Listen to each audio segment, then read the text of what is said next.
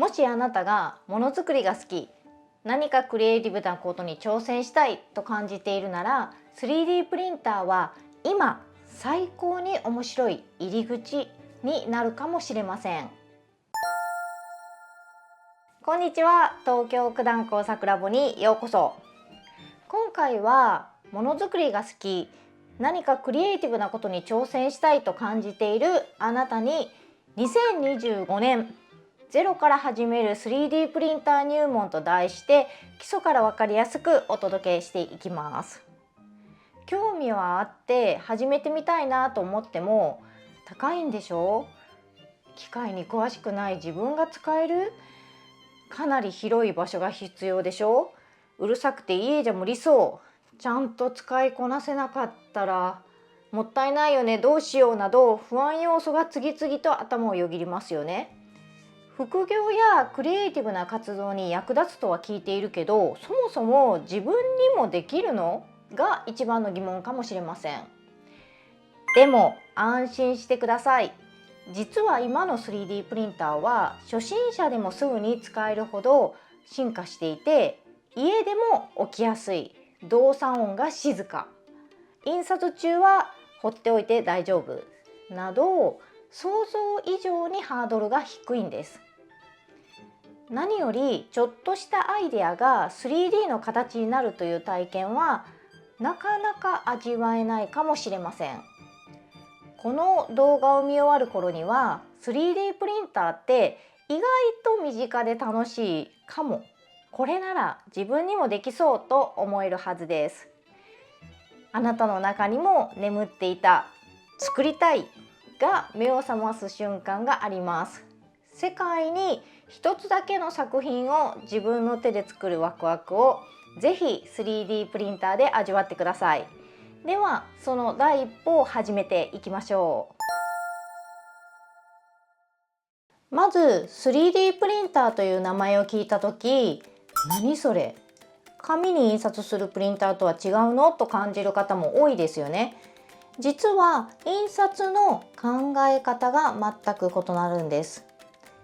普通のプリンターは紙の上にインクを吹き付けて平面2次元に文字や画像を描きます。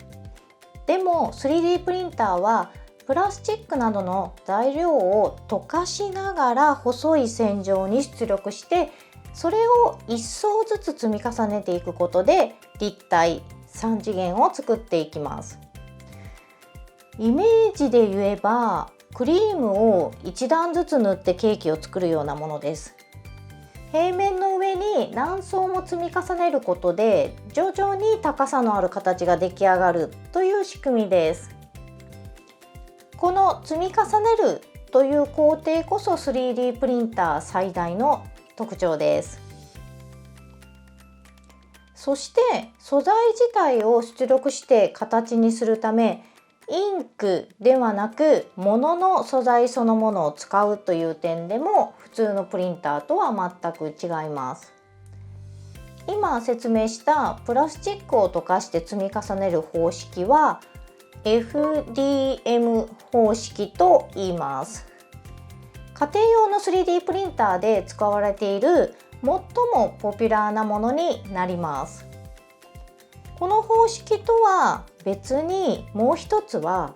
液体のプラスチックに光を当てて固める方式があります。光造形方式と言います。家庭用で使う 3D プリンターはだいたいこの2つになりますかね。これから私が取り上げるのは FDM 方式の 3D プリンターのお話です。樹脂フィラメントを熱で溶かして細い線状に押し出し、それを一層ずつ積み重ねて作る方式です。扱いやすいですし、材料も安く、初めての人にはぴったりのスタイルです。特に最近の FDM 方式の 3D プリンターは初期設定も簡単で、使い方に迷うことが少ないのが特徴です。では FDM 方式の 3D プリンターで何が作れるのかを見ていきましょう。3D プリンターというとまず何が作れるのが気になりますよね。実は一番身近なジャンルが日用品や雑貨なんです。例えばスマホスタンドやケーブルホルダー、鉛筆立てやキーホルダーなど、ホームセンターや100円ショップで買えそうな小物類が簡単に作れちゃいます。ちょっとこのサイズじゃ合わないんだよなとか、もう少し角度が欲しい、自分の好きなカラーがないななど、自分仕様にカスタマイズできるのが最大の魅力です。そして多くの人がワクワクするのがホビー、フィギュア系ではないでしょうか。オリジナルロボットを作ってみたりとか、模型のパーツを作る人もいます。最近はマルチカラーで印刷できる家庭用 3D プリンターも登場していますので、プリントした後に色を塗らなくてもそのまま素敵なキャラクターが完成します。また生成 AI があるので、写真や画像を 3D モデルにして印刷することもできます。過去の動画で紹介しているので見てみてくださいね。あなたの机が小さな工場になる、そんな感覚が手に入ります。ここからは FDM 方式の 3D プリンターをこれから始めたいという方に向けて、どう選べば失敗しないかを分かりやすくご紹介していきます。選ぶ時の6つのポイントを順番にお話ししていきます。まず1つ目のポイント、家に置く場所があるか、置いても大丈夫？3D プリンターって見た目よりコンパクトなものが多いので、そこまで広いスペースは必要ありません。とはいえ、ちゃんと置ける場所があるかどうかは最初に確認しておきたいポイントです。そしてもう一つ大事なのが動作音です。意外と長時間動かすことになるので、音が静かなタイプを選ぶと安心です。夜中にゴリゴリうるさいなんてことにならないように、ぜひ静音性もぜひチェックしておきましょう。寝てる間にうるさいなんて音に悩まされるのは避けたいですよね。2つ目は予算と性能のちょうどいいバランスを見ましょう。3D プリンターはピンキリなんですが、初心者におすすめなのは2025年現在でいうと3万から5万円台ぐらいのモデルかなと思います。この価格帯なら基本的な機能はちゃんと揃っていて操作もしやすいんです。5万円から10万になると作れるサイズがより大きくなったり、さらに便利な機能や安定感が加わります。逆に2万円以下のものだと組み立てが難しかったり、初期設定に時間がかかったりと、かえってストレスになることもあります。予算と性能と自分がかけられる時間を考えて選ぶといいです。3つ目のポイント、組み立ての手間はどれぐらいかかりますか？ 3D プリンターが自宅に届いたらすぐに使える完成品なのか、それとも自分で組み立てるキットかという点をチェックしましょう。3D プリンターには組み立てるところから楽しむというコンセプトの製品もあります。完成品だったら箱から出してちょっと作業して電源を入れればすぐに使えますが、組み立てキットだとネジを締めたり配線をつないだりで数時間から半日作業になることもあります。手間なくすぐに使いたい人は完成済みかほぼ完成しているセミ完成品がおすすめです。4つ目は作りたいものの平均的なサイズはどれくらいですか？自分がメインで作りたいもののサイズの縦、横、高さはどれくらいですか？最初は20センチ ×20 センチ程度の造形エリアがあれば、スマホスタンドや小物入れなど大抵のものは作れますよ。大きなものが作れるイコールいいプリンターとは限りません。作れるサイズが大きくなるとその分時間もフィラメントもたくさん使います。5つ目、情報がある？サポートが受けられたりしますか？初心者に特に大事なのが困った時に頼れるかですよね。3D プリンターは海外製のものなので、海外製のものが多いので、英語が苦手だなっていう場合は日本語の説明書がついてるか、国内販売店や代理店の問い合わせ先があるかとか、パーツなどがネットですぐに手に入るかなどは重要なポイントだと思います。あと、困った時に調べるのに、そのプリンターに関する YouTube や SNS などの解説が多いかなどもチェックしておきましょう。情報が見つかる、聞ける、届く、この3つが揃っているかは要チェックです。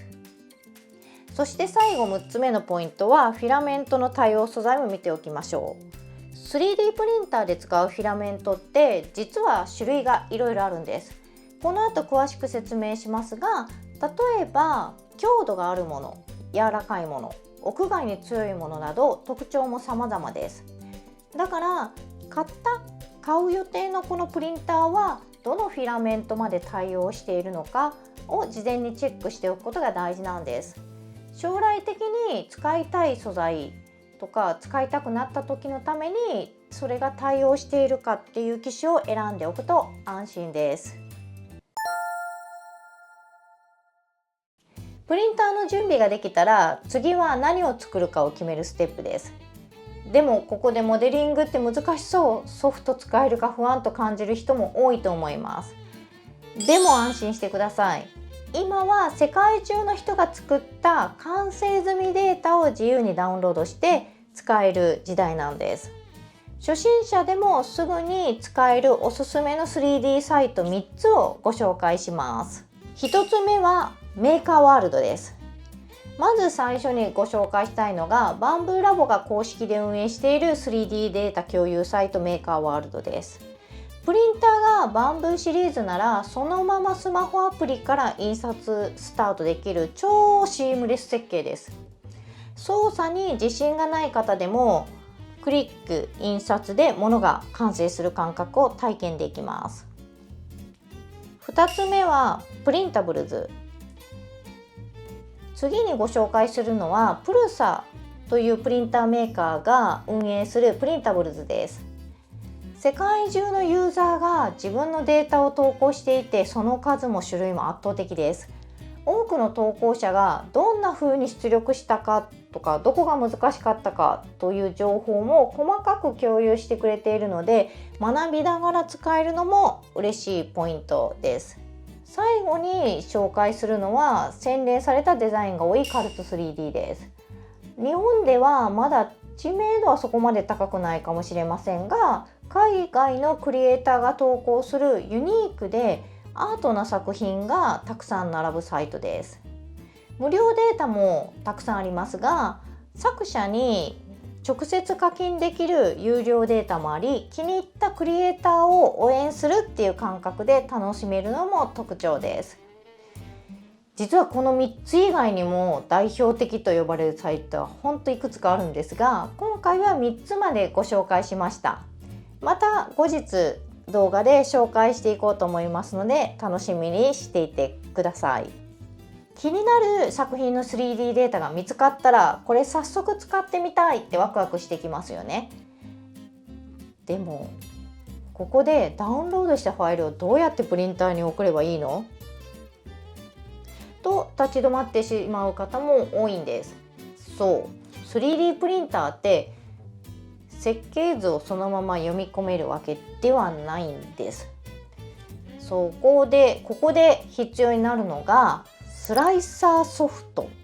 という存在です。ちょっと聞き慣れない言葉かもしれませんが、実はこれがあってこそプリンターが正しく動いてくれるんです。次はスライサーソフトって何？どう使うのを解説していきますね。スライサーソフトって何？スライスってどういう意味ですか？スライサーという名前の通り 3D データを薄くスライスするのがこのソフトの役目なんです。 3D プリンターって一枚一枚層を積み重ねてものを作るとご紹介しましたよね。この層スライスデータを作るために 3D モデルを薄く輪切りにして、1層目はこれを描く、2層目はこう進むという細かい指示を作るのがスライサーです。例えば100層で作るスマホスタンドなら100枚分の設計図を作って順番に出力できるようにしてくれる、そんなイメージです。ではよく使われているスライサーソフトたちを3つご紹介していきます。スライサーソフトの多くは無料で使えます。1つ目はバンブースタジオ。バンブーラボのプリンターのユーザーはこれ一択かもしれないです。バンブーラボ製プリンターを使っているなら迷わずこれで OK です。メーカーワールドのデータを読み込めばそのままプリント設定まで一瞬で完了します。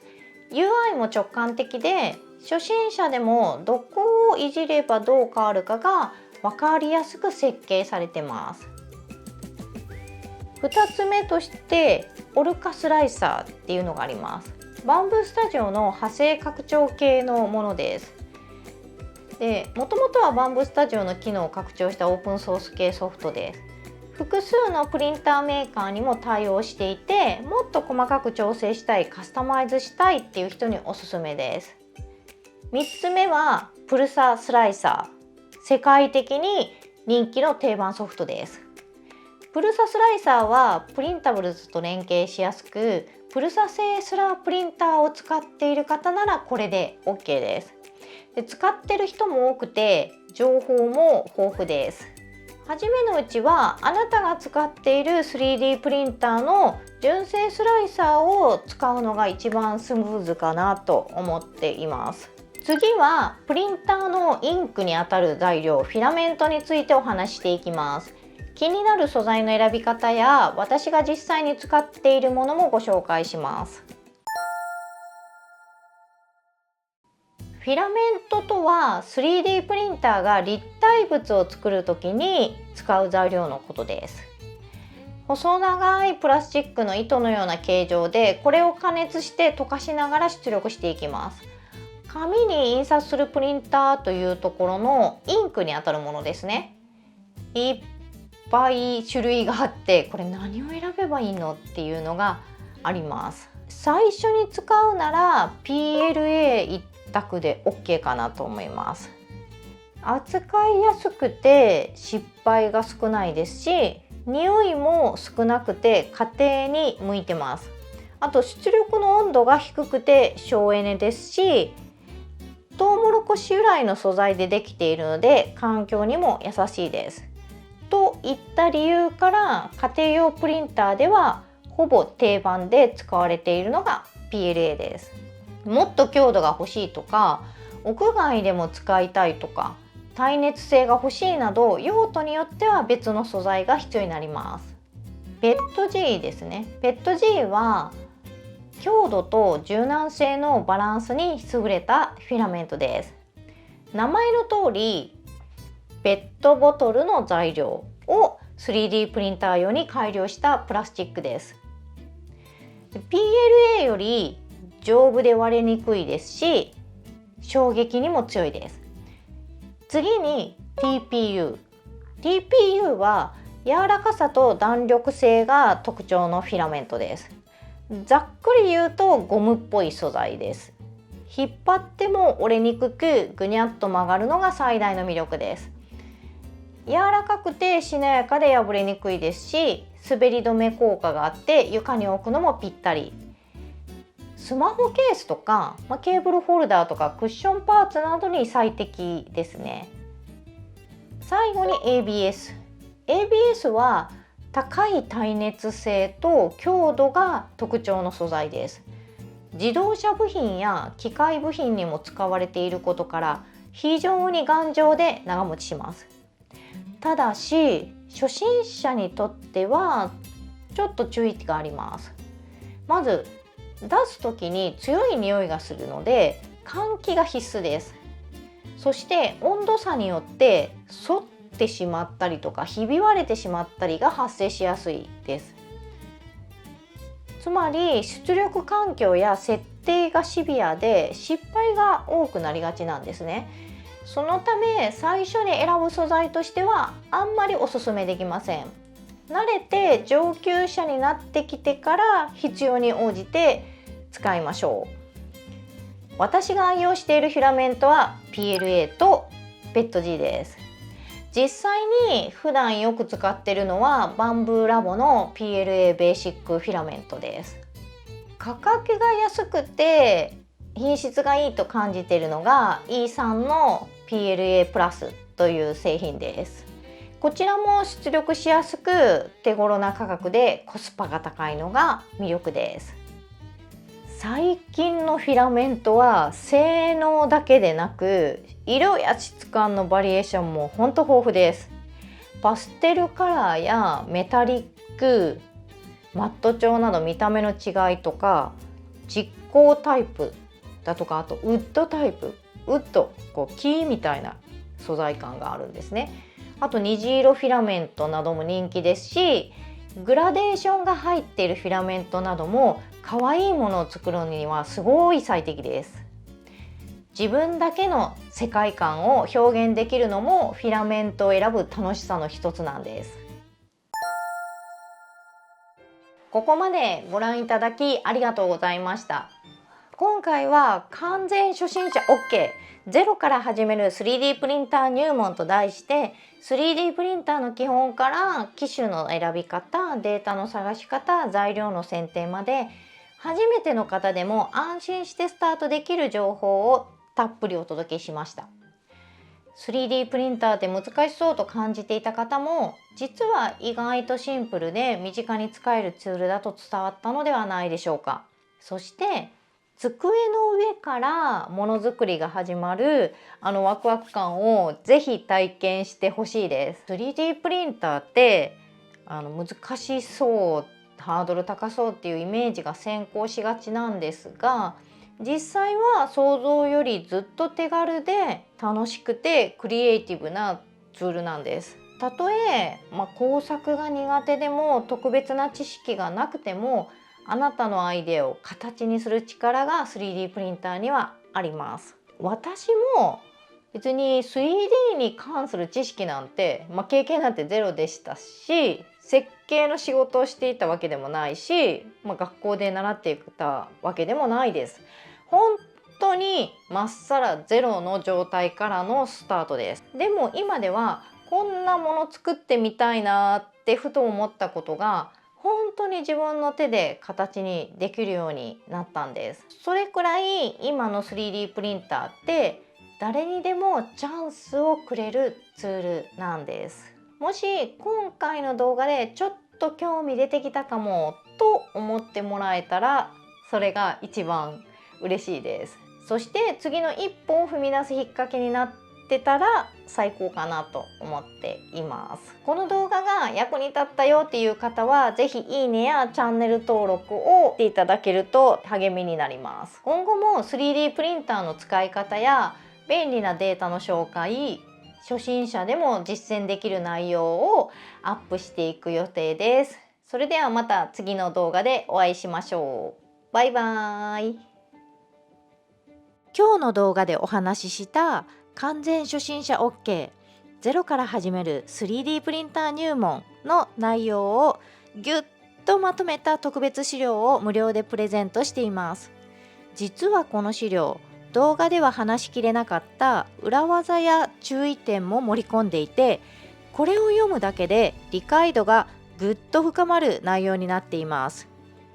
後で見返したいな、もっと詳しく知りたいなという方にはまさに動画のサブテキストとしてぴったりのスライドです。プレゼントは東京九段工作ラボの公式サイトから受け取れます。概要欄のリンクをチェックして今すぐアクセスしてみてください。